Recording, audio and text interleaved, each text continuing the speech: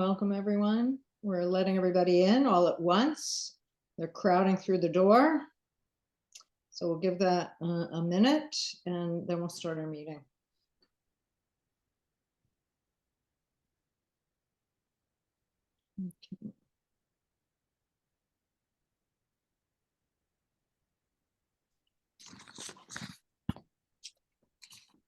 Okay. Amy, maybe let me know. Whenever you're ready. Whenever I'm ready. Okay, let me start. So we got a lot to cover.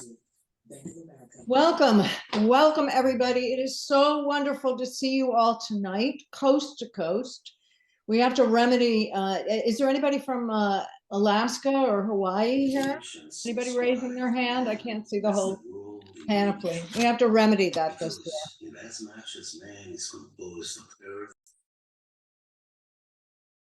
Good. There we go. Okay. I've been looking forward to this gathering together with you all since the election for comfort and encouragement. And here you all are. Thank you so very much. Who's that on?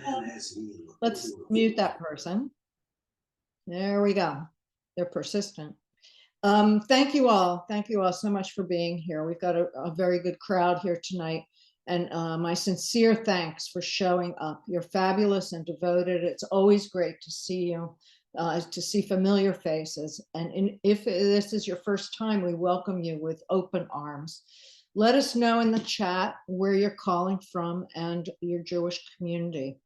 I know we have bunches of people from our lobby day in August. Bravo, that lobbying work, thanks to our wonderful lobby chairs. We intend to ramp up lobbying in the next Congress. So stay tuned for that and keep posted for that. The next lobby day, put it on your calendar now, is for Tu B'Shvat, the Jewish Arbor Day, February 13th, 2025. So particularly for people who haven't been to one of our meetings, to outline tonight, our briefings start with an inspiration, followed by a brief update, and then our advocacy speaker. And finally, we can't let you go home until we act on our action alert. Might as well start tonight whilst the fire is hot. Please turn off your mute and raise your hands and say, everyone, Hineni, here I am. Hineni. There you go. My name is Abraham. Here we are together. We have each other. And we're going to do all that all in 1 hour. So fasten your seatbelt. We're getting back to work. We always start our meeting with an inspiration for our activists. The Webster's Dictionary tells us that inspire is from the Latin word inspirare, to influence, to move or guide in speech and action through a divine or supernatural agency or power. We can use that now. So let me introduce our inspiration, Rabbi Katy Allen, a graduate of University of Wisconsin and University of Massachusetts, who taught high school science and Hebrew school, was ordained from the Academy for Jewish Religion, and is a certified chaplain. Katy founded an outdoor congregation and the Climate Action Network of Massachusetts, and is a guide at the Open Spirit Center. She's the author of 3 adult books and several science books for kids. This Renaissance woman can rightly call herself an eco-chaplain and a valued partner in our work at Jewish Earth Alliance. Katy, it's wonderful to have you. Please inspire this crucial meeting. Thank you so much, and I'm really honored to be here, and it's wonderful to see that there are so many of you here this evening. I'm actually going to reach back to last week's Torah portion. That's okay.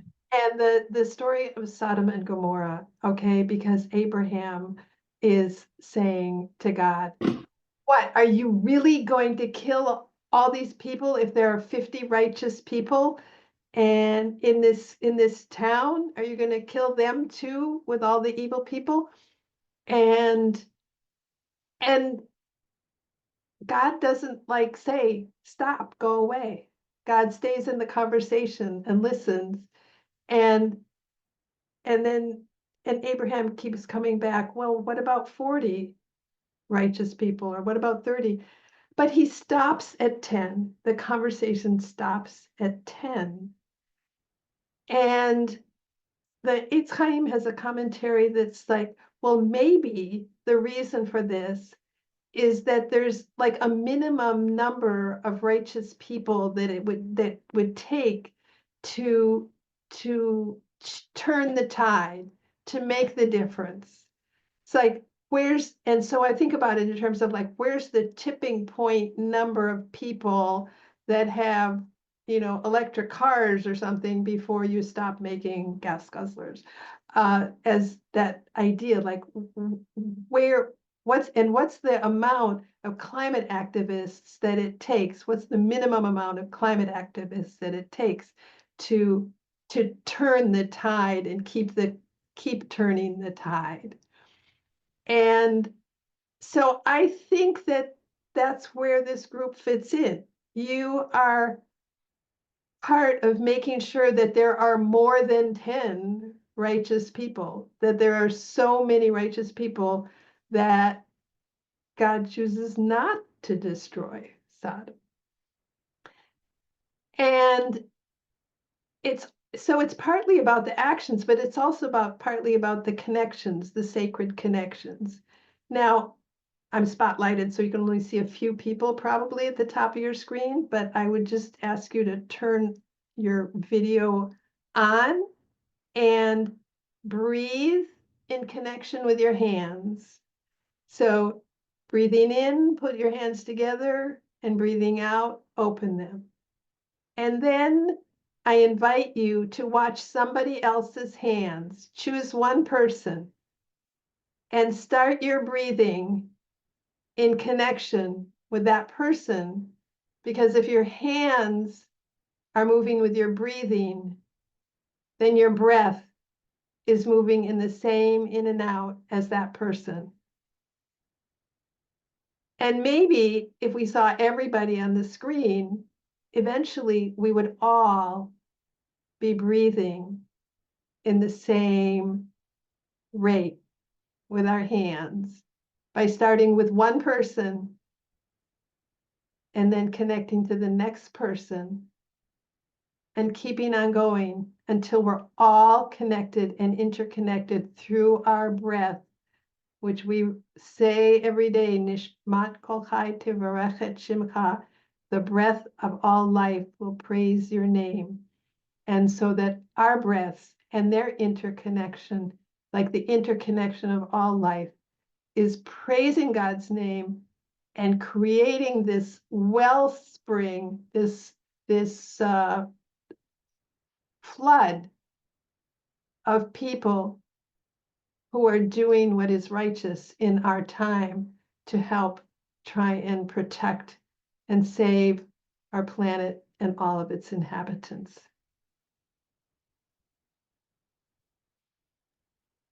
Beautiful, Katie. Beautiful, Katie. Thank you. Thank you so much for that. My for pleasure. embodying that prayer and blessing. Thank you. And there's some people I know on this call who are minion unto themselves. They're 10 people. They have the energy of 10 people. Many people on this call. So thank you so much for joining us tonight, Katie, with those words of inspiration.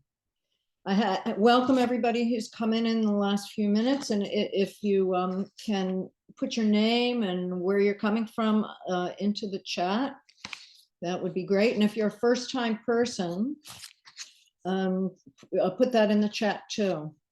If you're a first-time person to our meeting, can you raise your hand? I can't see everybody, but maybe somebody else, Amy, you can. Michael, and let's see. Oh, Allison Friedman, Jeffrey Blackman. Great, welcome. Welcome to our to Jewish Earth Alliance's monthly briefing. All right, so I want to, I have a couple of updates on our work. Please, we want you to please read, you know how people send out newsletters and you get a lot of them, and we know you don't always read them, but please read our newsletters this month because the policy team of Jewish Earth Alliance is sorting through priorities for the lame duck session. And you all can imagine how important this lame duck session is. And we'll be sending out an action alert sooner than usual. It usually would be coming next month, the beginning of next month, but we're going to send it out around Thanksgiving. A lot can still happen before the new Congress and administration take office in January. And then our Hanukkah meeting, don't miss it. I want you to invite a friend. As a Hanukkah gift for all your work, I have invited Climate Elphys, and he is coming to town. Josh Willis, Dr. Josh Willis, is a sea level and ice research scientist at the Jet Propulsion Laboratory, and he went to Second City Comedy Studio to study. And he has this hilarious routine of Climate Elvis impersonation, and it's so on the mark. It's December 17th. Same time, same station. And again, so save that on your calendar, December 17th, Climate Elvis. And then again, we will be having a lobby day Tu B'Shvat on February 13th, 2025. Put that on your calendar as well. And I'll remind people at the end of the meeting as well. Before our next speaker, if you will, put in the chat, tell me one thing you're going to work to protect over the next 4 years. And I don't care who you voted for. We all have something to protect this year, next year, and the next 4 years. So put in the chat, what's one thing you are going to work for to protect over the next few years?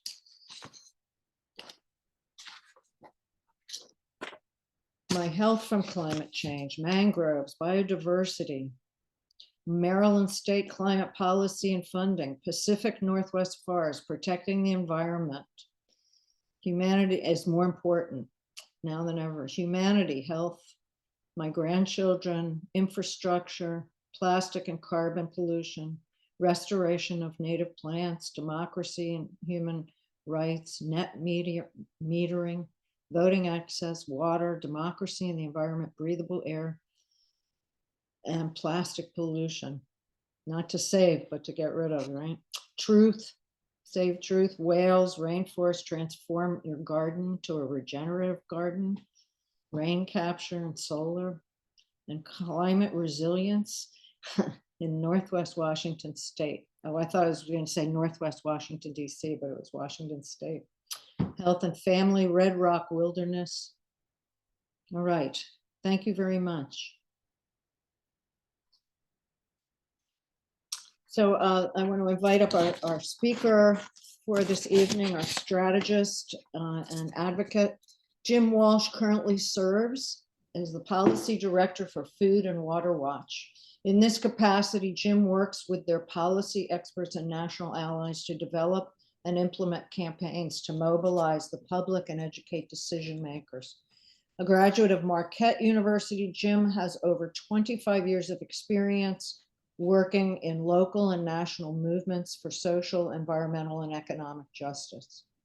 While at Food and Water Watch, he's led efforts and overseen numerous campaigns, such as banning fracking, labeling genetically engineered foods, ending water privatization, as well as pushing back on the false solutions for the climate crisis backed by the fossil fuel industry, including carbon pricing, offsets, capture, hydrogen, and factory farm biogas. Tonight, Jim will give us a look into strategies for the current situation in the lame duck period and into the 119th Congress. Welcome to you, Jim, to the Jewish Earth Alliance briefing room. Thank you so much for having me and inviting me here today. Thank you, Katie, for starting us off with such an inspirational way to kick off a meeting. Really loved it. Thank you.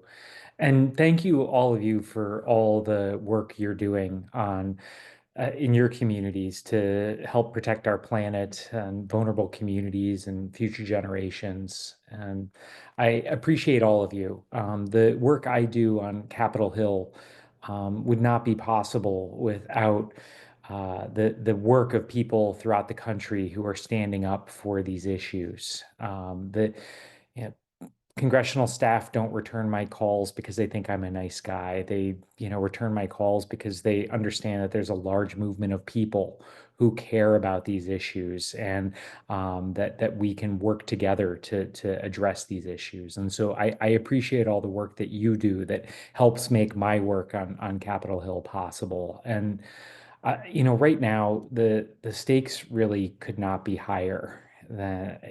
Donald Trump and the allies that he's worked with in the fossil fuel industry are really looking to take us backwards and build on a lot of bad, dirty energy policies our country is implementing right now that are literally destroying the planet and our health and fueling all the climate disasters that we're seeing, from the droughts and the wildfires and things like that. And um, he literally told oil executives to fund his campaign in exchange for policies that will, that will help them increase their profits, and at the expense of our health and the health of our communities. And I'm so glad to be here with people who are not going to stand by idly and just watch the profits of oil and gas companies be put ahead of the health and well-being of our communities. And I appreciate that so much.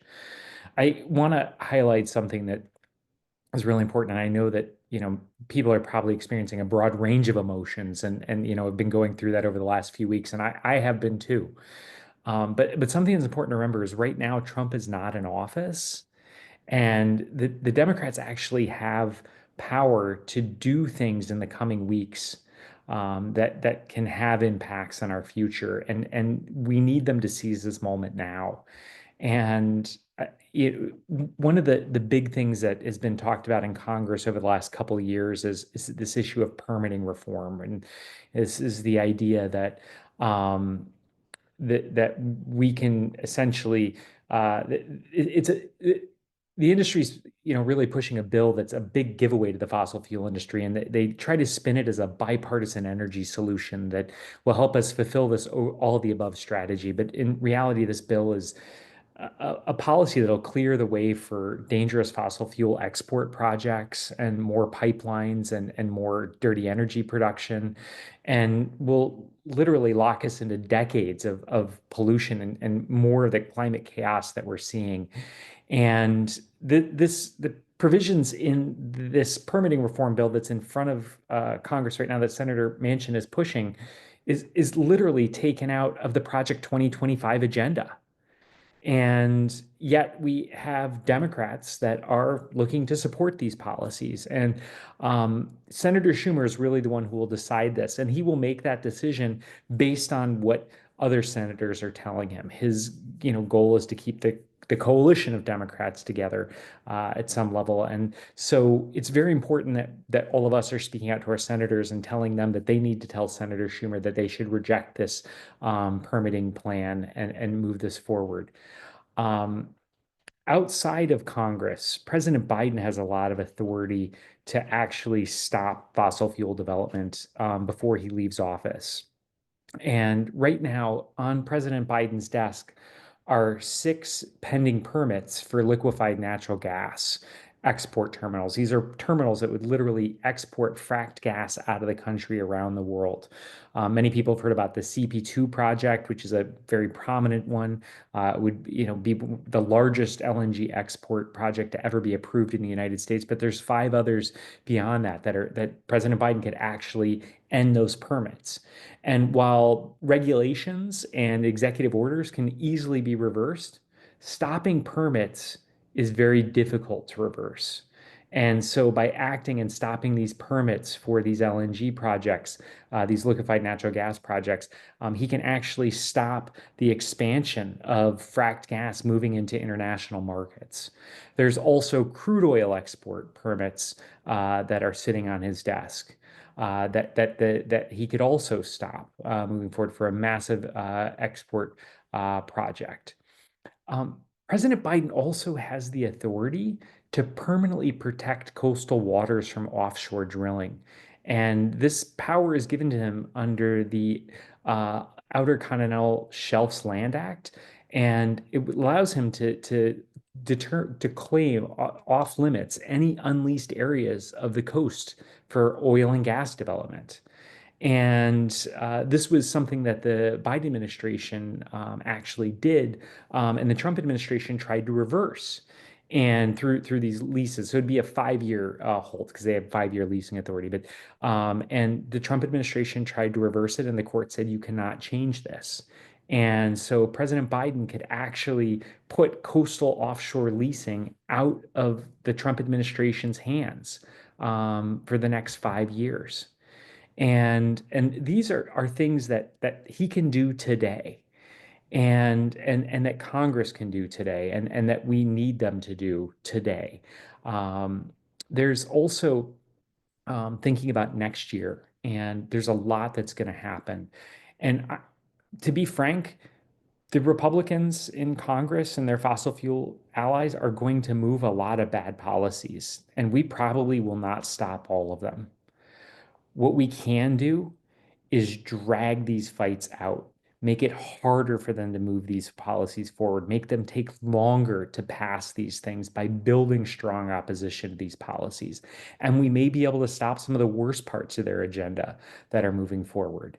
I want to tell people we're going to win all of this, but the reality is elections have consequences, and we will probably not stop all these things, but we can stop some of them. But what we can also do is through mobilizing and organizing our communities around the country, we can set the tone for the next election. So that we're not in a position where candidates are out there touting their fracking credentials instead of touting their desire to protect our communities and protect vulnerable communities and to protect our climate. And that is what the next 2 years is about as well, is setting the tone for the next Congress that comes in after this, and the candidates that will run for those seats, and the issues that they see as important to people in their communities. And for all of those reasons, it's important that we fight them every step of the way and build for these efforts. And right out of the bat next year, there's going to be what's called a reconciliation bill that's taken up by Congress. And the goal that the Republican leadership has is to pass this reconciliation bill by March, and within President Trump's first 100 days. And what a reconciliation bill is, it's a way to pass legislation by getting around the filibuster in the Senate. And so it would only require them to get 51 votes to pass this legislation. And with it looking like the Republicans will have 53 votes in the Senate, 51 votes is well within their reach without having to negotiate with anyone who actually cares about the climate. However, in the House, there are opportunities to actually stop this or make it very difficult for them to move this policy forward. And that is because they still need a majority of the House, and there's a very slim majority there. And the Republicans have been operating for the last 2 years in the House with a slim majority and have been generally ineffective at moving policies.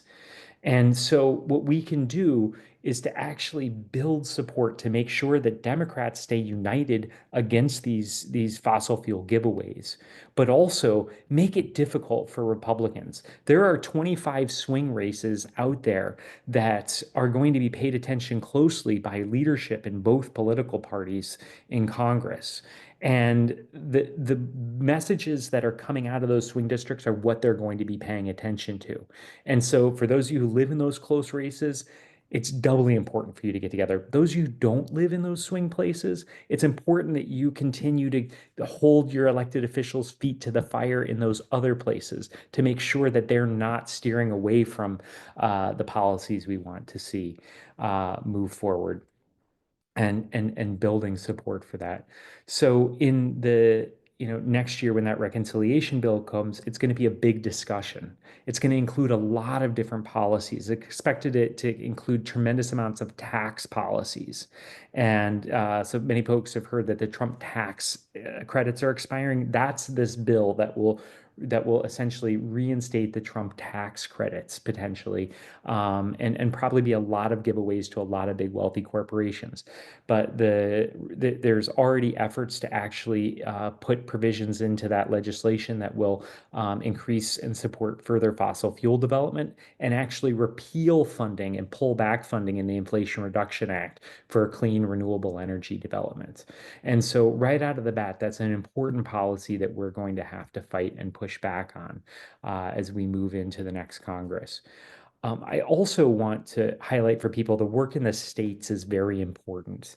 The states still have a lot of authority to implement important laws. The energy laws are largely run in the states. So the clean energy mix that your state is using is largely determined by state government and the public utility commissions in your state. And so being involved in local state work and policy work there around ensuring clean renewable energy and not more fossil fuels are in your state's energy plan, and that plan is being implemented that way, are very important to move forward as well. One piece of legislation that maybe people have heard about is generically referred to as the climate superfund bills. And these are really important policies that will actually help to address some of the worst the worst impacts of climate change. Communities and states are, and municipalities and counties are bearing most of the cost of climate change, but they don't have the resources to actually address this. And so we're seeing at the state level as well as federal legislation that would actually work similarly to how the federal Superfund law works, in which the polluters who have caused this damage will be held responsible for actually paying for that damage. And so we can literally collect billions of dollars in profits that would otherwise go to the fossil fuel industry and dedicate them to building more resilient communities, so that when these climate crises happen, when sea level rise happens, when extreme weather hits, that communities have the support they need to protect themselves and rebuild from this. And because we're already seeing the impacts of climate change, and these policies will be very important to helping protect all communities, not just vulnerable communities, but all communities across the country are being impacted by this. And so I'd love to take questions from people about any of this I've talked about tonight, or other questions maybe people have about what's going on in Capitol Hill. But yeah, thank you so much for having me here tonight. Yeah, a great summary. Oh, a lot of information there. So I wanted to so these climate super funds are in the states now, but what we're working on this month is get polluters to pay, which is a super fund basically based on these state run ones. So the more of those get passed, the ball will roll. But I wanted to just quickly summarize. The two things you mentioned are the Manchin bill to tell our representatives to tell Schumer that they must reject this. That's what we're looking for. This is in the lame duck. So this is in the period until inauguration. The new Congress will take hold before the inauguration, right. or the early January. That's right. Congress So just before the Christmas holiday, before yes. Christmas recess. So work on that, and then you were talking about things that President Biden can do. And we are considering working on those as well, even though we usually focus on Congress. But it's permanent. But we had been working on permitting this past year. So it's permits for LNG and for crude oil and offshore drilling. And this can really tie it up for years to come. So that has a very long-term timeline thing on it. So that, okay. So my steering committee, you're all writing this down. Right? Policy committee, you're all writing this down. So we do have a couple questions already. Bobby Adler is asking, if the permits are on Biden's desk already, why isn't he acting to stop them? He's in shock. Sure. So there's a number of things going on. So earlier this year, President Biden enacted what was he called a pause on LNG exports. These exports of fracked gas essentially out of the country. In order to export LNG out of the country to a country that we don't have a free trade agreement with, you need to get approval from the Department of Energy. They have to determine that it's in the public interest to export this gas out of the country. President Biden put a pause on that and said, look, the research and information we're relying on to do these studies and make these determinations is very outdated. We're going to update those studies. And in that meantime, we're going to put a pause on these export permits. We contend that we have the information we need to show that this is not in the public interest, right? We're talking about exporting massive amounts of fracked gas out of the country that will not only cause significant climate damage, but it will increase cost on consumers. It will cause unimaginable continuation of harms from fracking wells and pipelines and the LNG export facilities themselves on communities and the health of those communities. And we have, international bodies like the Energy Information Agency that are far from progressive left-leaning organizations saying that we need to phase out fossil fuels in order to address the climate crisis, right?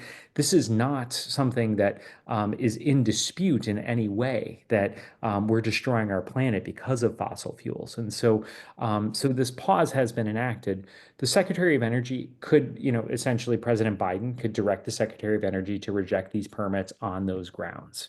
And he has the ability to do it.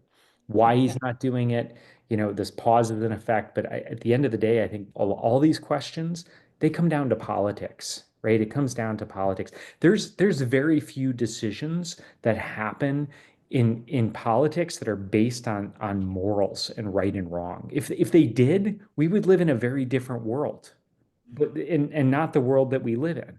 And so I don't know if he hasn't approved these because of maybe deals he's made with other else to move other things forward or what. But what I do know is he has the authority to do this and he can act now. Right now, he just has his legacy to worry about. And really, it's a question of, does he want his legacy to be one that goes out the door and hands these decisions over to the Trump administration to determine whether or not we will export liquefied natural gas out of the country and lock us into climate chaos, or whether he will actually take meaningful steps to protect communities? And that's really the question that's in front of him now. It's one of these opportunities where a president is in a lame duck session, that they actually maybe do have a lot of power to actually do these things and not worry about the political consequences for themselves in the future. And we know the answers to those questions of what the next administration would do with energy. There was another question. Let's see. Are there any Republicans you can spotlight that we should be reaching out to? Oops. Yeah, the places I would think about are really some of the races that are going to be where Senate seats are up next year. Like, first off, everybody should reach out to their own senators for sure, right? But if you think about, where do we want to focus organizing efforts? Where do we want to recruit new congregations and people to come in and build support in those areas? I would think about the Senate seats that are going to be up in the next election, right? And so, Georgia and Iowa have senators that are up for reelection. Michigan, Maine have open seats. North Carolina is going to have a seat that's up. New Mexico.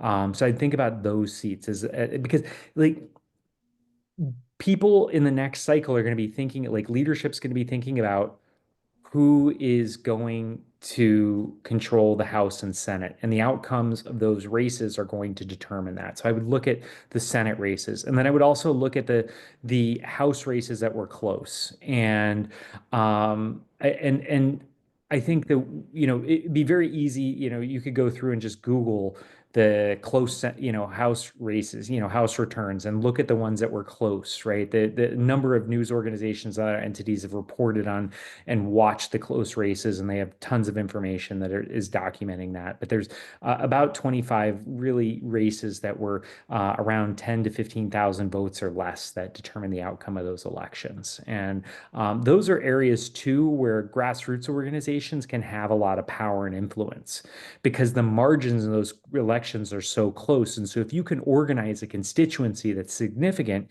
you cannot be ignored and have to be listened to. Maybe they take your advice, maybe they don't.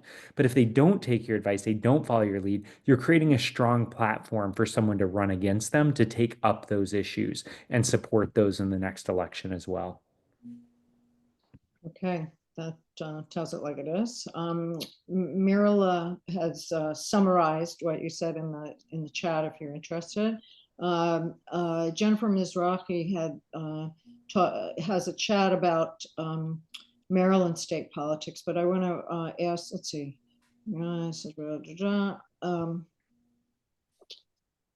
Oh, here. What groups? Well, let's see. What groups are Mariana asks, what groups are coordinating grassroots responses to the policy opportunities you describe? Probably your own. Yeah, we certainly do a lot of work on this. We work in coalition with a lot of organizations, and I would say that the groups who are doing a lot of the grassroots work with us, and that we work very closely with the groups like Center for Biological Diversity, Our Revolution, Progressive Democrats of America. I shouldn't start listing names because I know I'm going to forget some because there's a lot of really good groups we're working with. I think that one of the things I would really recommend to folks is be involved locally in this work, right? And so find out who's doing things in your community, and if they're not doing things, work to build that and take these national efforts and integrate them into the work you're doing locally in your communities and in your congregations.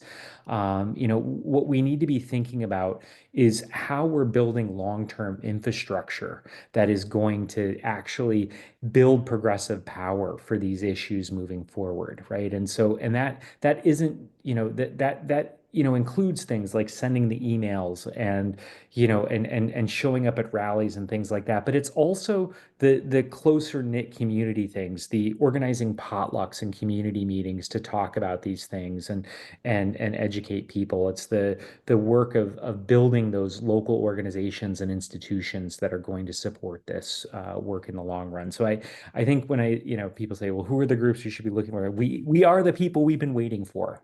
And so I think, that local work that folks are doing within their own congregations and their own communities is super important to move forward.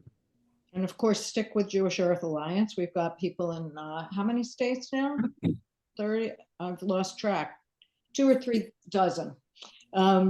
So stick with us as well. As I said, keep looking at our newsletter so that you can keep on top of what our next move will be. Susan Carlson asked a question where that's very important to our heart, is what wording to use in our communication with our representatives. Could we get some suggested wording for the Manchin issue email? Yeah, what I can do is we have a few things that we've sent out on this and a few things that we've created around this that I could send along to someone that could maybe be distributed to folks, so you actually have that in writing rather than me cutting and pasting it into the Zoom link here. That'd be great. Oh, Maury, I see Edelman, you've got your hand up. Got a question? Well, it's just that, Mr. Walsh, you gave us such a wealth of information. I'm wondering, I know that Miralay put a little summary in the chat, but I'm wondering if we can get a more extensive summary of what, Rabbi Devora, I don't know if that's something you can do in our summary. I just want more of what you said in writing. Mm. I have some bullet points that I created for myself for what I was talking about tonight that I can send along to help. But I Yeah. think this is being recorded, right? So I think the Yes, recording could be shared right, and on put out to YouTube. folks. That helps.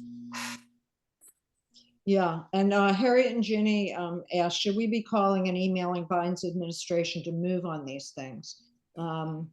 Should I say that we will be talking about what we're going to pick for December? So if you can hang on to that, but yes, you can be calling and emailing the White House, though it's better if it's done in a group. We find that it's better if it's done in a group as opposed to calling individually. Do you feel, is that something? I never want to discourage people from Exactly. engaging in things, but Right. I think that yes, making calls is very important at this time. I think also making those calls to your members of Congress and senators and telling them to convey this information to the White House is very important as well.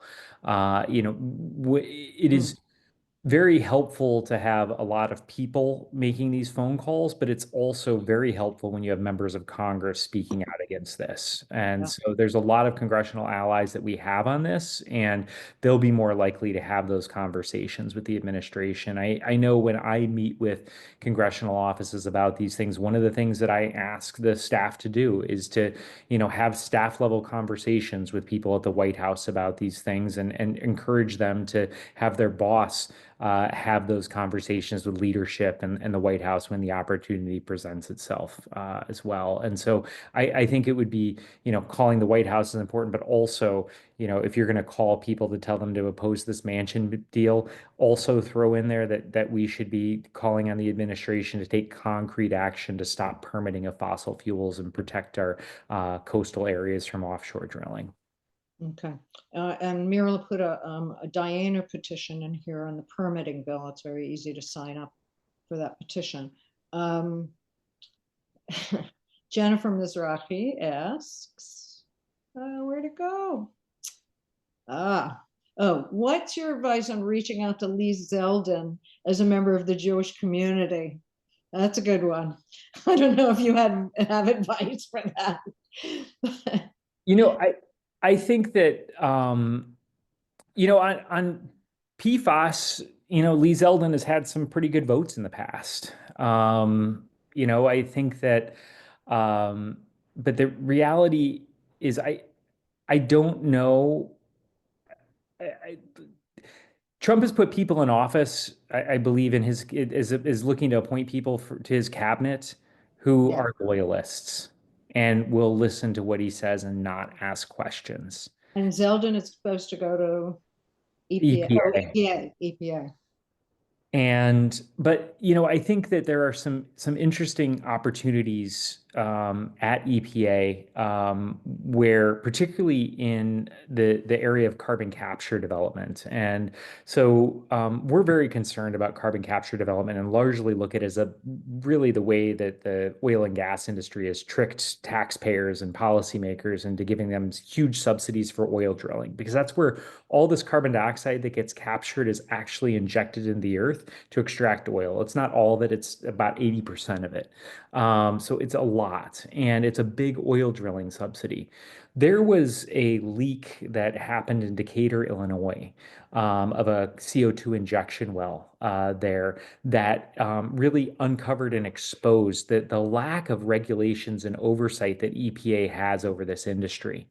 And it's an interesting dynamic because there's a lot of Republican opposition to carbon capture, not for the reasons that we are concerned about it at Food and Water Watch, but because there's a lot of landowners who are concerned about dangerous pipelines being built through their property that they don't want there. And they feel like they're being forced to take these pipelines for some sort of climate solution that they don't think there's a problem to.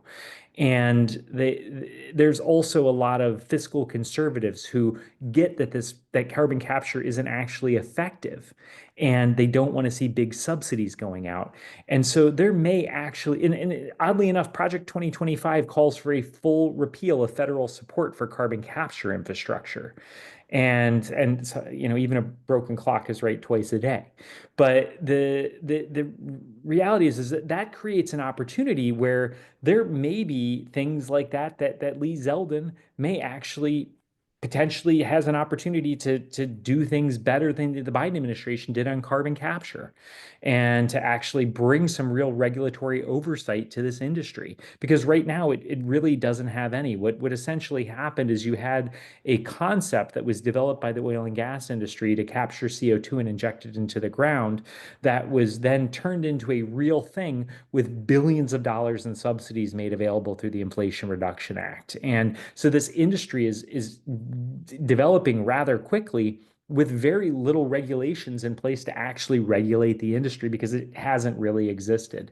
And so I think there's potentially opportunities like that for Zeldin to come in and maybe do better than the Biden administration. But largely, I would expect that we're going to have to fight Zeldin. And so if you have opportunities to speak out and encourage him to do better, you should certainly take those opportunities to do that. But I don't think that we're going to be very successful at moving the Trump administration to put the interest of public health and the environment, above the profits of oil and gas companies at the end of the day. And that a lot of our ability to slow them down from the executive actions that Trump will take and the regulatory approach is going to be in the courts.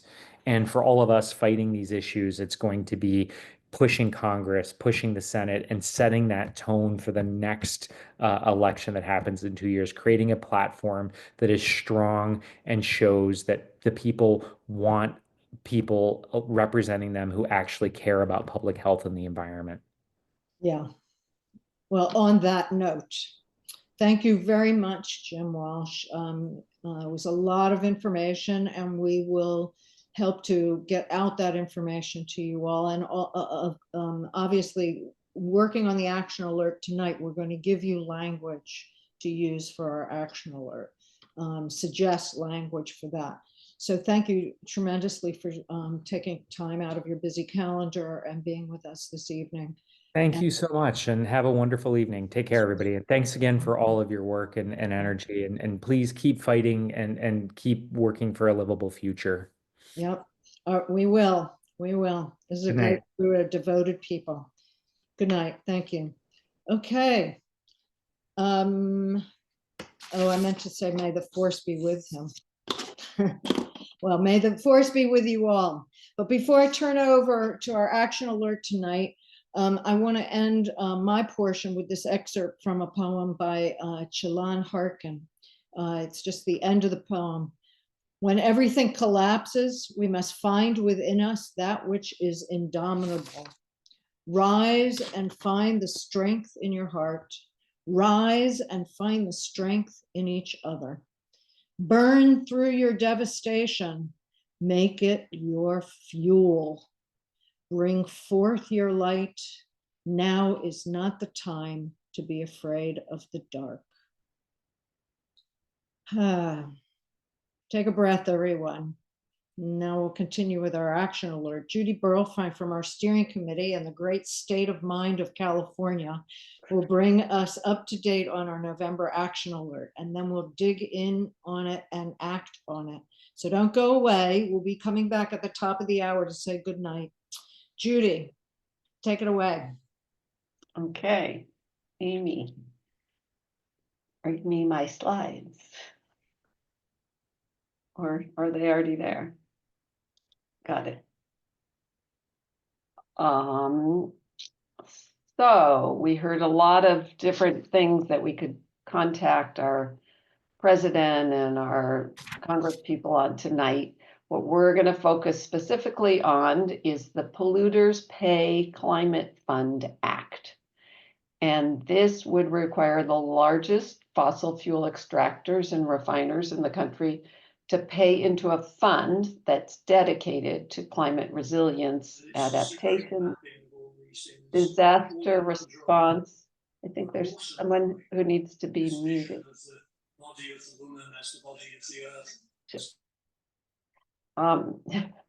As I was saying, it would require the largest fossil fuel extractors and refiners to pay into a fund. It would be dedicated to many things, including disaster response and environmental justice, climate resilience, and adaptation. Okay, next slide. Thank you. And this was inspired by a law passed in Vermont following catastrophic flooding in 2023. The Vermont legislature passed a law instituting the Climate Superfund Cost Recovery Program. And I think some people in the chat and our speaker alluded to this, that these types of laws are under consideration in several states, including New York, California, Massachusetts, and Maryland. So sometimes things have to start at the states and move up to the federal level. So the bill was introduced by Senator Chris Van Hollen from Maryland and Congressman Jerry Nadler of New York. And currently the co-sponsors are Ed Markey, Jeff Merkley, Bernie Sanders, Peter Walsh, Elizabeth Warren, and Sheldon Whitehouse. So if you live in any one of those states, keep that in your mind. That there are 21 House co-sponsors. I didn't list them all here. It's too many, but there's a link to find out if you're a member of the House as a co-sponsor. And so now we are going to take action. You can submit a comment to your senator. We're going to write to our senators on their website, or you can call your senator now at this number, 202-224-3121. And then after the call, we ask that you also contact your representative. So our message is pretty straightforward. We urge the senator or the House member to support the Polluters Pay Climate Fund Act, which will hold fossil fuel companies responsible for their fair share of the cost of damage to our communities caused by climate change. And if you want to add a Jewish angle, Jewish law and tradition require that those who cause damage must provide monetary compensation for the suffering inflicted. If you live in one of the states where the co-sponsor, where your senator is co-sponsoring, you can also definitely thank them for being a co-sponsor. If they're not a co-sponsor, you can ask them if they will step up. So at this point, everyone go to your senator's website, their last name, .senate.gov, or if you prefer to call, and we're all going to send our messages together. And when you're done, put a note in the chat that you completed it, and then go on to your second senator, and we'll see how much time we have to get through all three of our House and Senate members. Thank you.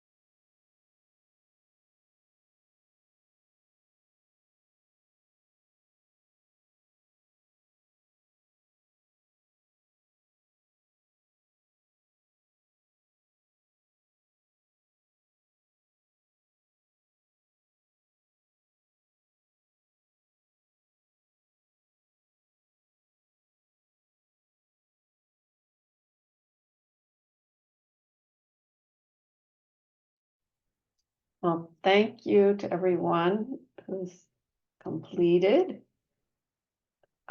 Yes, should we contact your House representative also? Yes, definitely. Thanks for writing to the senators. Someone is looking for the link to the senators who co-sponsored. I can put that in the chat.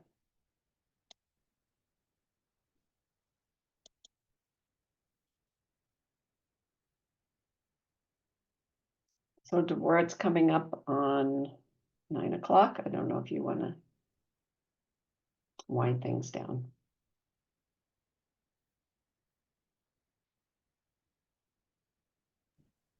Okay. Thank you all very much. How many, let's see, do we have a good number of responses over here?